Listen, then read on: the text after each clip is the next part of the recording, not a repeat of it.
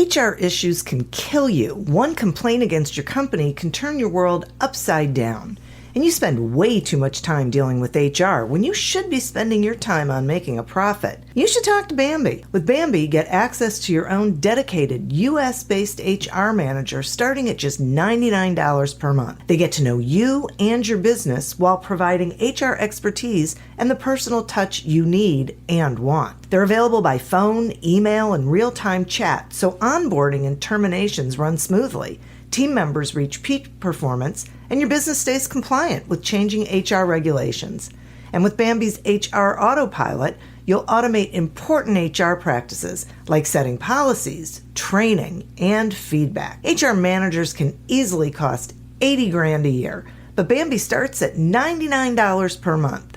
Schedule your free conversation today to see how much Bambi can take off your plate. Go to Bambi.com right now and type in Accelerate under podcast when you sign up. It'll really help the show. Spelled BAM, BEE.com. Bambi.com. Type in Accelerate. Welcome to Accelerate Your Business Growth, where we're exploring all sorts of business topics.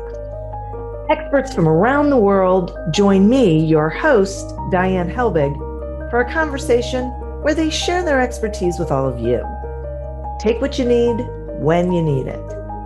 Featured on Inc.com, Forbes, and MSNBC's Your Business, this podcast is recognized as one of the best podcasts for small business, sales, leadership, social media, and more. When it comes to business, Accelerate Your Business Growth has got it covered. And now on with the show. My guest today is Usman Sheikh. Usman, visionary founder and CEO of XIQ, leads a revolutionary B2B sales and marketing platform that uses generative AI, behavioral science, and ChatGPT for a personality-centric approach. Usman, a futurist and design thinker, seeks to humanize B2B sales through generative AI and psychology. A graduate of the University of Michigan, which we won't hold against him, Usman has held various global roles at SAP and guest lectures on AI and B2B sales at top business schools. Thanks so much for being here today, Usman. Thank you so much, Diane, and nice to meet you on your podcast. It's nice to meet you too. And I only joke about U of M because I went to Michigan State. So, have to put that little dig in there, but I really am. Fair point. Yeah. I am thrilled to have you here. And I love this subject of B2B sales and AI. So explain to the listeners how you think generative AI enhances a B2B sales strategy. Oh, yeah. Great question. So today we are living at a point where within the sales process, there's a lot of data points, right? If we have to be, I'm trying to quit on this email of mine so it stops making that chiming noise. But anyway, today, if we have to really personalize and get to know our prospects and our customers, there's a lot of information out there. There's information around people, there's information around companies, there's information around products, there's information around the industry, there's information around competitors. And a good salesperson needs to be equipped with all the insights because they need to be a value-adding thought partner to their prospect. That's what's going to help them distinguish and stand out from the run-of-mill everybody else that's competing for the same client. And so how generative AI helps you do it, it helps you gather all this information, distill it, analyze it, and provide insights and speaking points to salespeople that they can use at different parts of their sales or the buyer's buying journey. So at the start of the conversation, it's very important for me to understand what is the behavior and motivation of my prospect. And as I get to know them and engage them, I need to become much more familiar with, for example, how I should communicate with them, how I should write emails, how I should speak to them on a call, how I should conduct meetings. And during this whole process, as we go along, I will need a lot of data points for me to be able to personalize and give a unique experience to my prospect and to the person I'm engaging with. Generative AI will help me collect these different data points, and there's millions and millions of these now out there. There's so many data points, which is the good news, that I can actually get access to this great information. There's so many data points out there. That's the good news. The bad news is that there's too many data points out there, and I have to go collect that and analyze that, right? Yes. So, and that's where generative AI, if you can imagine, is a tool set that can really, really help us um, in being able to analyze and give personalized service and also conduct strategies, right? So there's two ways companies build strategies. They build strategies by looking at what are the current pain points of a particular company or an industry, and how can we go about addressing those pain points. Or the better way that I like is, what are the opportunities in that industry? Because we're all forward thinking, we're living for tomorrow. So I need to build my strategy for what's going to happen tomorrow, how I can generate revenue and growth from tomorrow.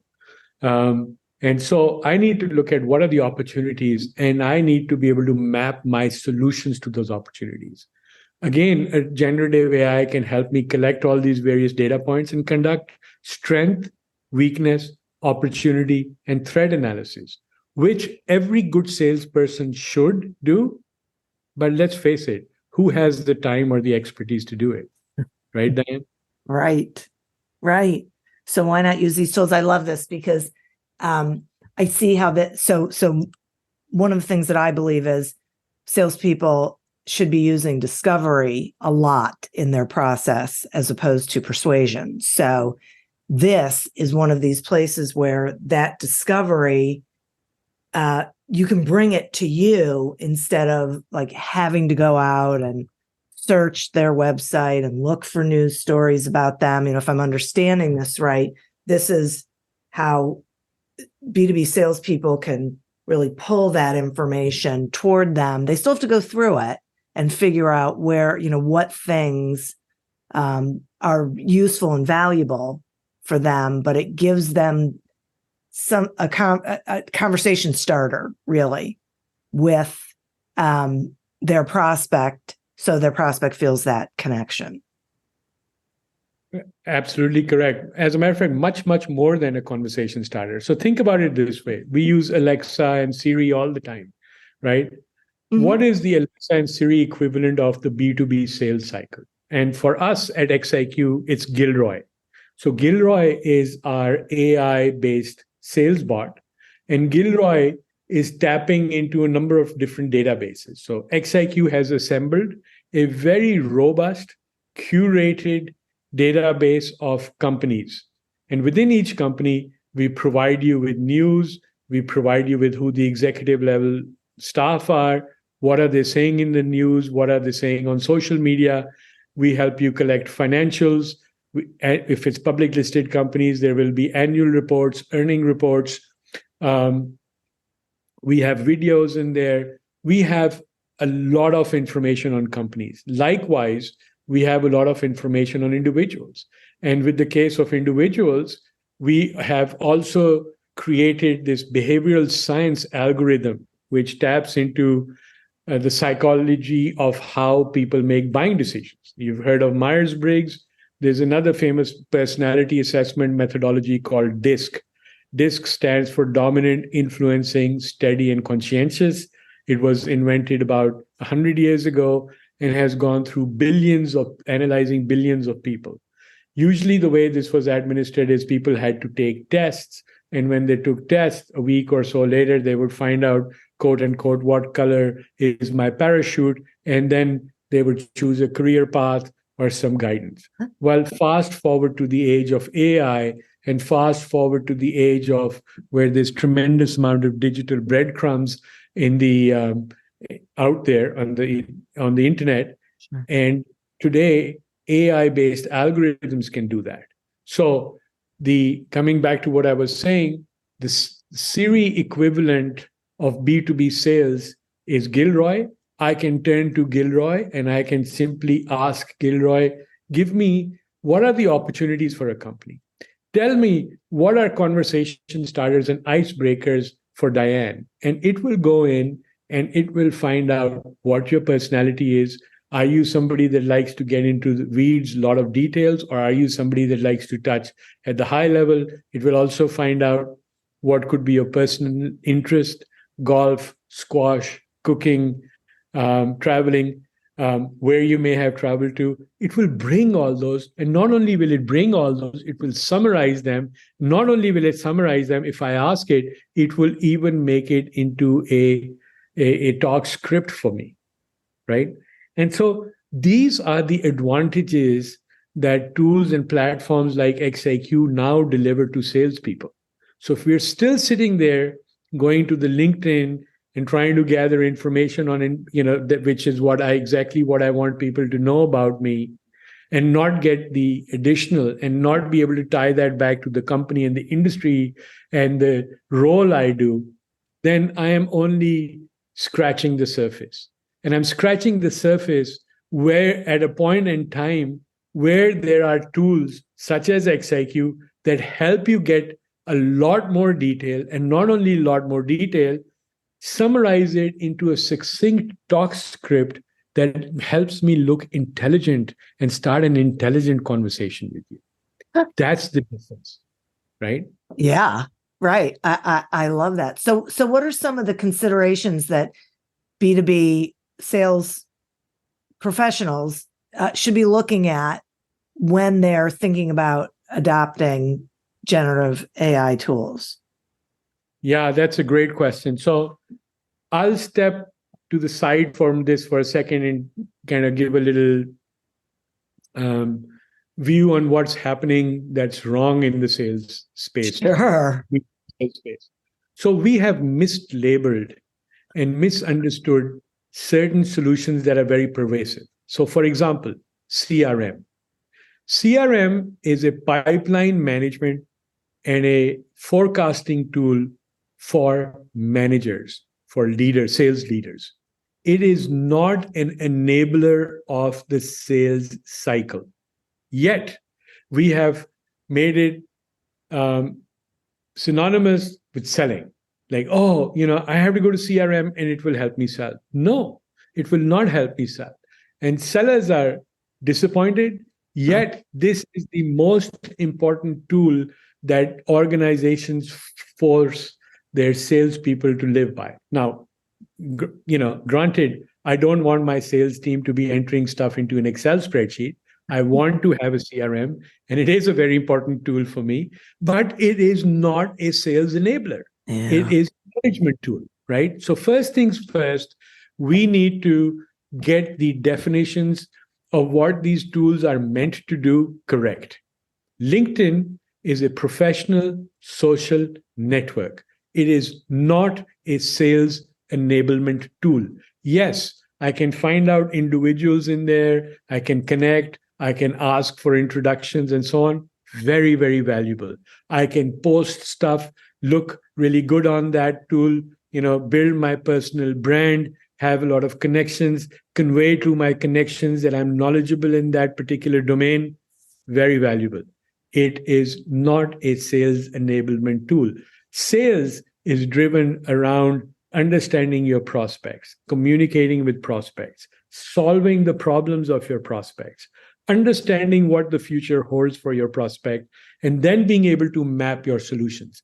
Those two tools, CRM and these professional social media networks, do not fit the bill of what is actually required to conduct B2B sales. So, what are the pitfalls to avoid? Avoid going into those solutions that were designed 30 years ago with a particular objective in mind They still continue to be really, really good at doing those objectives. But my needs are, as a salesperson, different from managing my pipeline. Yes, I need to manage my pipeline. I'm not saying no to that. But it is not going to help me close a deal. End of the story, right? Yeah. So, first of all, we need to get honest about what makes us happen. Secondly, now that we know what the landscape is, we now need to go in and identify tools that are using AI and generative AI to help me improve my quality of selling. What do I mean by that? What I mean is give me better insights, give me better talking points, do a better analysis, let me understand what's happening in the industry so that when I open my mouth for the first time in front or send my first email to my client, it resonates. Instead of how many times, Diane, do you receive those emails? Um, Sometimes they won't even refer you to by your first name. They'll say, "Hey there, did you look at my email from 2 weeks ago? What do you think?" Right? How many do you receive? I receive at least 10, 20 a day like that. Oh, Right? easily. My favorite is when they call me sir. There you go. Or would you be the right person? Right. Right? Or Right. can you introduce me to the right person in your organization? Yeah. I mean, this is why B2B sales it's a great profession. Selling is a great profession, but it has a very bad reputation because of Hmm. these kind of tactics. Absolutely. This is why I love having this conversation, because this is about really understanding your prospect and being able to engage in a conversation with them in a way that is problem solving and intelligent. So it's really great. Now let me ask you a somewhat different question. It's about Chat GPT. It feels like, from what I've heard, that ChatGPT has some constraints. So I'm curious about what they are and what you see in the future for that kind of technology. Yeah. So ChatGPT is a really good platform, and I applaud them for the fact that they've demystified AI. Yeah. Right? There's a lot of wrong impressions around AI. Last November, almost a year ago, they've been out now, and every single child knows what generative AI is and how AI works. And it's really kind of lowered the barrier of entry around people. There was a lot of skepticism around AI, and they've done a great job. It's a great research tool, broadly speaking, but it is not a focused sales tool. In order to have a focused sales tool that saves time for sellers, you have to be very pointed. So, for example, I'll give you an example using our platform, SWOT analysis. Now, SWOT analysis, when you go to a good sales school, every teacher will tell you, you must know your SWOT. Yet, when we graduate from that school, and proverbially speaking, school, when we graduate from that training course, who does SWOT analysis? Nobody. It's forgotten. We go to places like the Challenger methodology and these personality driven sales methodologies and so on. There's a coach in the room who helps you identify who's the challenger, who's the mobilizer. The moment that course is over, who uses that? Yeah. Right? So, in order for salespeople and marketing people, they need to have what are tools of their trade readily available to them with a focus on them. So my SWOT analysis should be there. XIQ does that. My personality insights should be there. XIQ does that. My sales alerts should be there. XIQ does that. By the way, interestingly enough, we use ChatGPT's large language model. The other great thing that ChatGPT has done, that they have opened up their APIs to help you create these GPTs. So we have, for example, at XIQ, created XIQ GPT, which is the large language model Large language model means that I can use natural language to communicate with these databases. And instead of having to write SQL code or other kind of code, I can just simply type a question or ask verbally a question now and say, Gilroy, help me write an email to Diane that addresses her personal motivations, addresses her job's biggest challenges, and maps my solution, identifying how we can add value to Diane. That's a very tall order, period. If you want to fill that response properly, address that, if you want to respond to that request properly, even a great salesperson will spend a couple of hours at the least getting all the data points together. Today, Gilroy can do that in less than 10 seconds, right? So the quality improves. Now, ChatGPT, if I have to do this, potentially I could do it, but I would have to become a prompt engineer who would have to write all these various prompts, and then I would have to collate it together. Now, granted, ChatGPT moves you from, let's say, zero, and I say the current state of how we are selling is, given what we have capabilities to do, zero, right? We have the ability to operate at 100 miles per hour, and the way we've been doing things, we're in a standstill motion because we're sending out, hey there, kind of spam, right? So we're at zero. We have the opportunity to run at 100 miles per hour. Chat GPT gets us to 40, 50 miles per hour, maybe even more. But I still have to invest time in doing it. Now, would it not be nice if already there was a tool that could go to the right sources of data, have these questions already pre-programmed within it, and at a press of a button or at the at the asking of a question, it would immediately bring us the right response. And so that's what ChatGPT does. It moves us quite a bit further along. It definitely accelerates us, but it also creates a certain challenge, which is that now I have to start becoming a prompt engineer. A prompt engineer, mind you, is a lot easier than becoming a computer engineer, right? Or a programmer. So it's a lot easier, but still, I have to learn how I need to speak to a computer or an AI engine, right? I have to learn how to speak to that and what are the right ways of framing those questions. You come to XIQ, prompt library already there. These are the frequently asked prompt.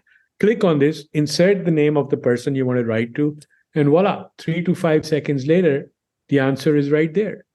That's agility. Not only is the answer over there, it's got a lot of good quality. It's done all the research. That's excellent. Now, the good salesperson that was spending hours, if they were going to be able to do it, basically in 10 seconds, they've gotten to what would have taken them 3 to 4 hours to get to. And now all that heavy lifting has been done. It's been done at a much better quality. It's gone into the finer granularity of the internet to get those nuggets of information I individually would have had a tough time finding. Now I can string it together. It's already actually strung it together. Now I can polish it, add the last, veneer to it, the last polish to it, and send it out.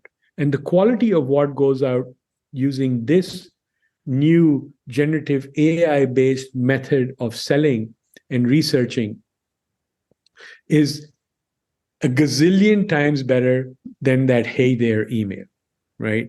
It's much more personal, and it will resonate, and it will give you responses.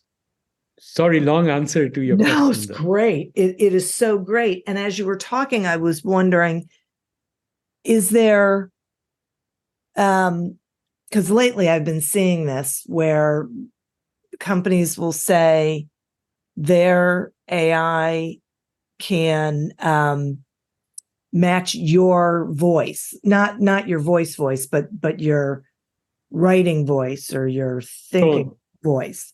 So where does that fall into all of this? Yeah, so it's important that, it is able to pick your voice, but it's even more important to be able to adjust to your prospect's tone. That's really where the thing is, and this is again where our behavioral science model helps, because the dominant people are those people that write like well thought out, well articulated 3 bullet points, Yeah. right? Yeah. Whereas the conscientious and steady kind of personalities, either because they're very skeptical or they're very detail oriented, want reams of information. They want to analyze things on their own. Now, I like to give the example of Captain Kirk and Spock. I think you would remember who those guys Oh, were on yeah. the Starship Enterprise. Yep. So Kirk is your typical dominant personality. He's the captain of the Starship Enterprise and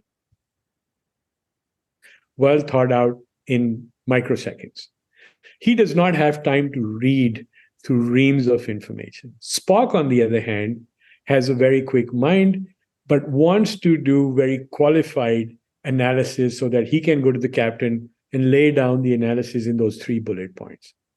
Now, imagine if you were selling to these people and you misunderstood Kirk and you started sending him reams of information, white papers, videos, spec sheets, long drawn proposals, and so on. You're going to shut Kirk down. He's going to turn you off. I don't understand what's coming here. Right. On the other hand, if you were to go to Spock and you were to give him the 3 bullet point analysis, he would also shut you down because he expects to have a lot of information that he himself can independently verify and analyze. And these cross wiring of communications happens all the time in sales. And that is why 84% of B2B sales qualified leads do not translate into deals. They're either in the indecision stage or they are flat out no's because buyers and sellers are not communicating. So understanding the tone or it being able to emulate my tone of and my style of writing, and hopefully I'm Shakespeare and I can write extremely well, which is a rarity in the first place for salespeople. Yeah. So I don't know if I want my writing resonated over and over again. I actually use I think I'm a decent English writer, and I use AI to consistently improve what I've written and my tone. But for me, what is important is, yes, my tone is good, but I wanted to be able to speak to you, Diane, in a manner you will be able to understand and appreciate. So I take what I've written, I give it to Gilroy, and I say, Gilroy, please personalize this. Actually, I don't even need to say please. Say, Gilroy, personalize this for Diane. And Gilroy will do it, and it will be my message, what I want to communicate to you, well researched in a manner that will resonate emotionally, intellectually, and personally with you. And there is the differential in how I will get a better response rate from you versus that hey there email. Wow. This is so great. I love this. Usman, thank you so much for sharing this information. I mean, this is the kind of episode that people are going to listen to over and over again because there's so much valuable information in it. So thank you so much for explaining this. Will you let the listeners know how they can find you and XIQ, please? Yeah, so best place to go is on our LinkedIn, XIQ Inc. Our website is xiqinc.com. And I can be found on LinkedIn all the time, USMAN, so easy to remember, US Man, and then Sheikh, SHEIKH. And if you put XIQ, you'll find me. Simply do a search on XIQ, you'll find me on LinkedIn. Best way to go and connect over there. I post quite a bit. I'm also on Instagram. I'm also on TikTok.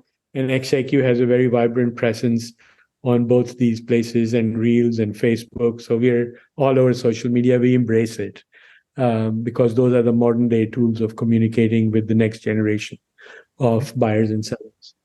Right. Wow. I'm glad you said that too. Well, thank you. Really, really great stuff. Excuse me. And listeners, thank you. You are who we're doing this for. Thank you for tuning in to this episode of Accelerate Your Business Growth, a production of Evergreen Podcasts.